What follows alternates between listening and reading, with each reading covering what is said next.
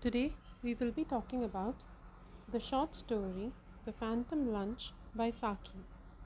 Saki, who is the popular name of Hector Hugh Munroe. His real name is Hector Hugh Munroe, and he's known by the pen name Saki, and he's a very popular short story writer. Now, let's first begin with Saki's life facts. Saki, he was born on 18 December 1870 in Myanmar, Burma, and he died on 14th of November 1916 in France during the First World War. He participated in the First World War as a soldier. Now, his real name, as I have already told you, is Hector Hugh Munroe, and he writes with the pen name Saki. He was a short story writer, a novelist, and a journalist. And Saki had taken this name from the Rubaiyat by Omar Khayyam, and the name Saki belonged to the cupbearer in the work Rubaiyat. So Saki liked that character a lot, and that is why he took his name Saki on that character. He's a British writer, and he's known for his witty, mischievous, and sometimes macabre stories. Now, when we are reading this story, we will get to know why we are calling Saki witty and mischievous. As the title of the story tells us, it's the Phantom Lunch. So, the lunch with the ghost. Okay, so we will see how it is so witty. And second is that he presents the Edwardian society in a wonderful manner, and his stories are actually a satire on the manners and morals of Edwardian culture. So he has published in newspapers, and then he anthologized his stories. So all his stories were published first in newspapers, and then he collected the stories and published them as anthology. Now let's talk about the story The Phantom Lunch. Now when we talk about the characters in the story, there are three very important characters. The first character with whom the story starts is Sir James Trackmanton. Sir James Trackmanton is a highly profiled politician. Then there is his wife, Lady Betty Trackmanton. Betty Trackmanton is a very witty person. All the wit, the entire story revolves around Betty Trackmanton and the game played by her. The third character is Millie, who is Betty Trackmanton's sister, who looks a lot like Betty Trackmanton. And then there is a reference to three sisters called the Smithley Dubs. So these are three sisters who have this free food principle. They really like catching hold of somebody and asking them for giving them treat, taking them to lunch at high profile restaurants. So there are people like Smithley Dubs in the Edwardian culture. So through Smithley Dubs, Saki has found a way to satirize the Edwardian society and the Edwardian culture. Another reference is to Ellen Nigel, but Ellen Nigel is not a character, it's just a name which is assumed by Lady Trackmanton to teach a lesson to these three sisters called Smithley Dubs. Then there are some restaurants which are mentioned in the story. There is Ritz, there is Dew Dawns. These are some popular Edwardian restaurants where high profile people, rich people like to go. And the later half of this story is set in a restaurant called Carlton, where Lady Trackmanton is having lunch with the three sisters. And there is also a reference to a club which is called the New Didactic, which is situated on Calais Street, and this club is also an emblem of the Edwardian society and culture of that time. Now we know that this story is about the Edwardian society. In the Edwardian society, the high profiled, the rich people, they used to go to clubs every day. They used to have parties, lunch meetings. Lunch meetings were popularized in Edwardian culture. Okay, and everything was political. And that is what Saki has captured in this story. So let's quickly move on about the Phantom Lunch. So here is the outline of the story. Now, when the story opens, we know that it is Sir James Drakmanton who is telling his wife that some Smithley Dubs are in town, and he tells his wife that you should entertain the Smithley Dubs. You should take them out for a formal lunch. Okay, so it is Sir James who is requesting his wife to take the Smithley Dubs out for a formal lunch. But to his surprise, Lady Drakmanton refuses. Lady Drakmanton says that I would not like to entertain these three sisters. She can entertain anybody, the Browns and other people, but she would not want to entertain these three. But Sir James insists, and he wants her to invite Smithley Dubs to a luncheon, to have a good rapport with them, and to ensure votes. Because Smithley Dubs, although are not very effective politically, but they have an uncle who has a lot of vote bank, and that is what Sir James wants. So Sir James requests or forces Lady Drakmanton to take Smithley Dubs to a good restaurant for lunch. Lady Drakmanton dislikes the greedy and demanding Smithley Dubs. Okay, the Smithley Dubs, they would always catch somebody for free food. They would always impose themselves on someone. Okay, so Lady Drakmanton doesn't like them. So Lady Drakmanton is really concerned about spending 60 minutes with these three sisters and having lunch with them. So this idea is completely not okay with her. So she requests her sister Millie for help, but Millie doesn't know these three people, and Millie says that she already has a lunch appointment with some people at Carlton that day at 2 o'clock. So when Millie says that I can't help you, I already have an appointment, then that time Lady Drakmanton, who's very witty, very intelligent, comes up with an idea. And Lady Drakmanton makes a plan to amuse herself, and then slowly and steadily we see her executing her plan. So what was Lady Drakmanton's plan? What has she planned? Now Lady Drakmanton, as we know, that she doesn't like the Edwardian culture, Edwardian show off, pretending, okay? But here she is there, set on the point that she is going to have fun and she is going to amuse herself. So she dressed in an unaccustomed manner to meet the Smithley Dubs. She changed her appearance, she changed her hairstyle, she changed her hat, and she went to the club where she knew Smithley Dubs will be there. So she goes to the club, and intentionally she goes towards Smithley Dubs and she asks them, well, how do you think is Carlton for lunch? Okay, so she asked, and Smithley Dubs, obviously they have been waiting for somebody to ask them for lunch, ask them out for things. Okay, so they instantly approved Carlton, and all of them, the entire party, they went to Carlton for lunch. So they started with very costly meal. They started with caviar. They also had a wild duck course. Then they also took coffee. So after taking all these things, they have been talking about politics. They have been talking about the new insurance act during their lunch.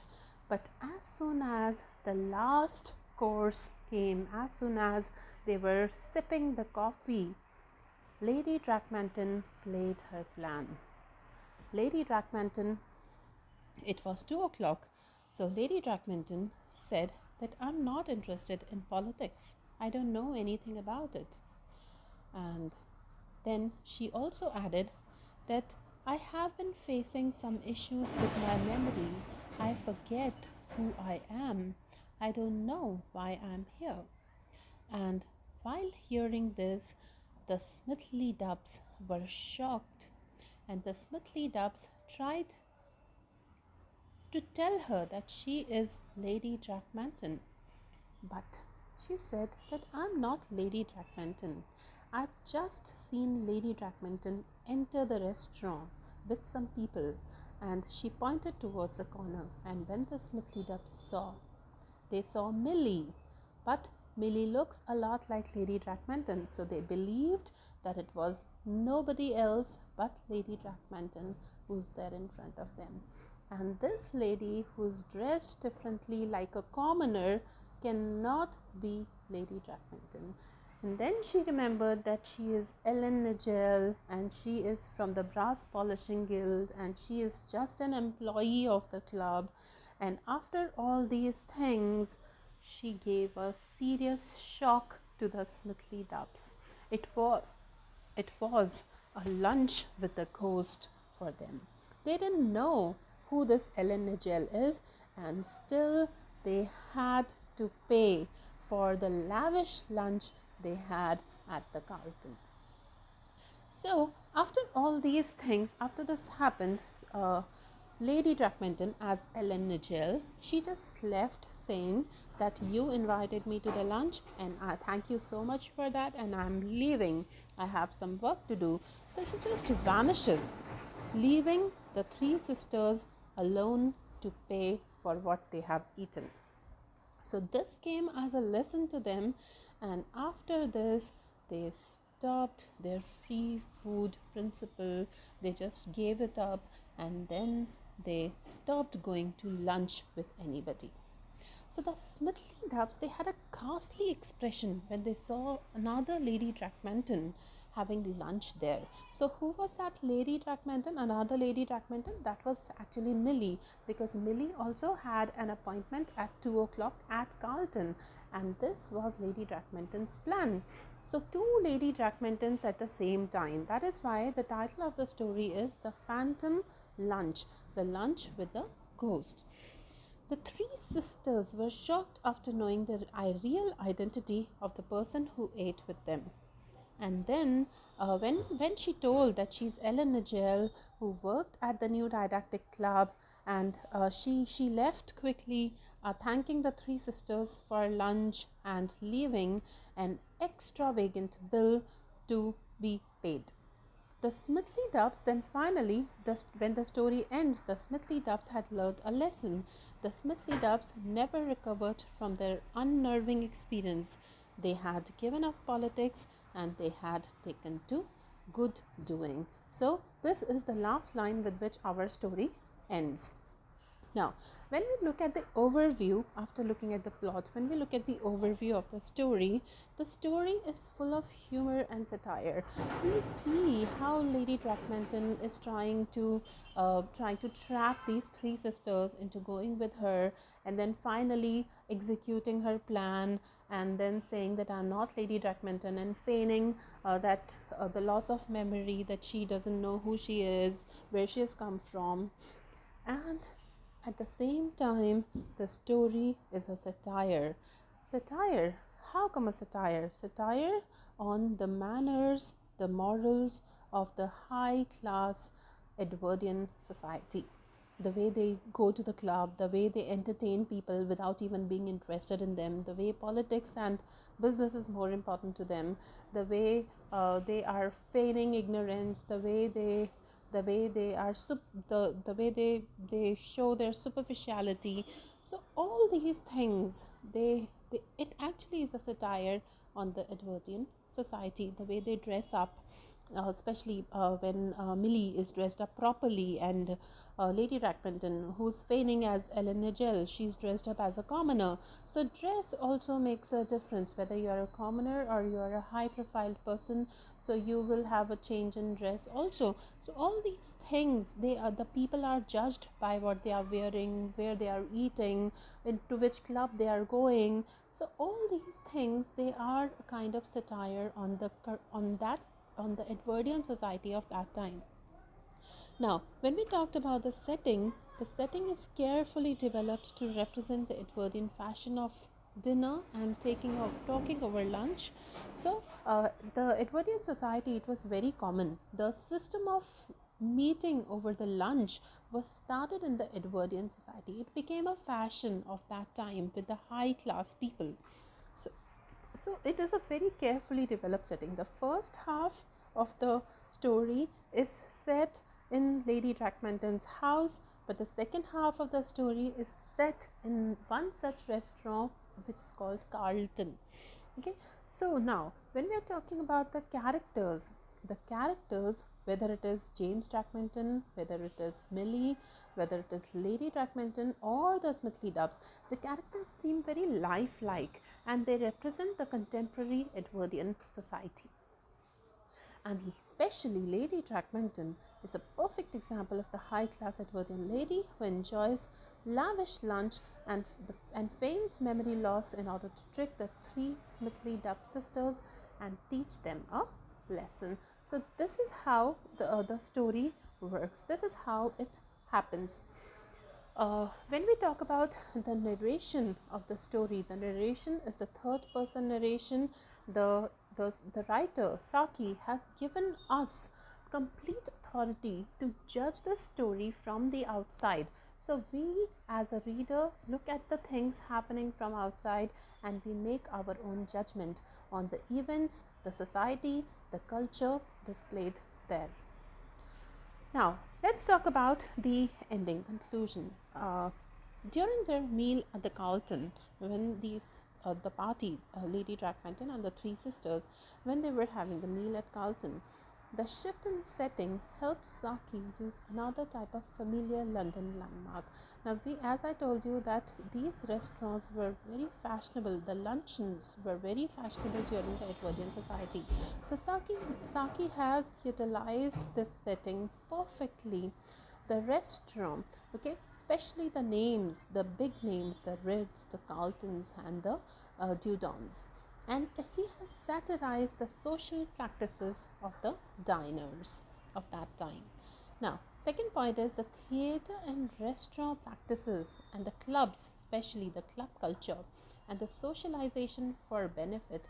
They do not socialize for personal reasons. It is just professional. It is political. So that artificiality which is there in the Edwardian society, that running after votes or money which is there, business mindedness which is there, the incongruity of people, they are the major themes in Saki's stories.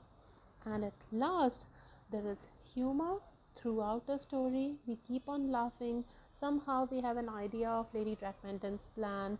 We laugh at the stupidity of people, the way the three sisters are behaving, their free food principle, and then there is the surprise ending when Lady Drakmanton and Millie both are identified as Lady Drakmantons, and then it's a ghastly atmosphere for the three sisters, the ghastly expressions on their faces, and the way they are not able to come out of this situation. So it is pretty interesting and it gives a moral at the end. What is the moral? The moral is that you should be sensible and you should not impose yourself on other people for mere benefit.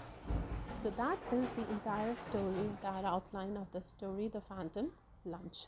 So thank you so much.